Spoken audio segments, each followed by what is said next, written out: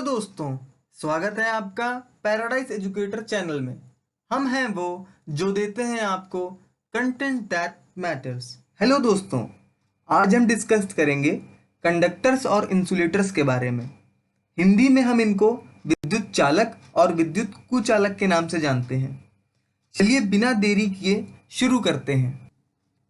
Substance क्या है ये आपने क्लास 9th में ज़रूर पढ़ा होगा। अगर आपको याद ना हो तो कमेंट करके बताइएगा, मैं इस पर भी वीडियो बना दूंगा। अपने आज के टॉपिक के अकॉर्डिंग हमें जिन सब्सटेंस को पढ़ना है वो दो तरीके के होते हैं। पहले वो जिनसे आसानी से इलेक्ट्रिक करंट पास हो सकता है और दूसरे वो जिनसे इलेक्ट्रिक करंट बिल्कुल भी पास नहीं होता है। जिनसे इलेक्ट्रिक करंट आसानी से पास हो जाता है उन्हें हम कंडक्टर्स यानी विद्युत चालक कहते हैं, और जिनसे इलेक्ट्रिक करंट आसानी से पास नहीं हो पाता है उन्हें हम इंसुलेटर्स यानी विद्युत कुचालक के नाम से जानते हैं।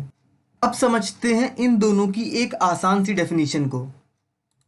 Conductors, the substance that allows electric current to pass through them are known as conductors. जैसे अभी हमने समझा कि कंडक्टर्स वो सब्सटेंस हैं जो विद्युत धारा यानी इलेक्ट्रिक करंट को अलाउ करते हैं अपने थ्रू पास होने के लिए। मतलब इससे आप कंक्लूजन निकाल सकते हो कि electric charge can easily flow through these conductors. इनका बहुत अच्छा एग्जाम्पल है मेटल्स, जैसे copper, aluminium, iron, silver, magnesium etcetera. ये बहुत अच्छे कंडक्टर होते हैं। इनसे बेहतर बस सुपर कंडक्टर होते हैं जिनको आप क्लास 11th में पढ़ोगे। इनके बाद एलॉयज की कैटेगरी आती है, जैसे निक्रोम, मैग्नानिन, कॉन्स्टेंटन। एलॉयज क्या होते हैं ये शायद आप ना जानते हो। एलॉय दो या दो से ज़्यादा एलिमेंट्स का होमोजीनियस मिक्सचर होता है। इनको हम फ्यूचर में किसी और वीडियो में कंप्लीट करेंगे। अब कुछ फैक्ट्स पर ध्यान देते हैं। पहला, हमें पता है कार्बन के कई एलोट्रॉप होते हैं। अगर कार्बन ग्रेफाइट के फॉर्म में है तो कंडक्टर की तरह बिहेव करता है, और अगर डायमंड के फॉर्म में है तो इंसुलेटर की तरह। दूसरा फैक्ट, प्योर मेटल जैसे iron, copper, aluminium, magnesium, silver etcetera, ये सब ज़्यादा अच्छे कंडक्टर होते हैं। लेकिन वहीं अगर इनके एलॉयज पर हम ध्यान दें तो वो वीक कंडक्टर की कैटेगरी में आएंगे। अब समझते हैं इंसुलेटर्स की डेफिनेशन को, कि insulators are the substance which do not allow electric current to pass through them are known as insulators.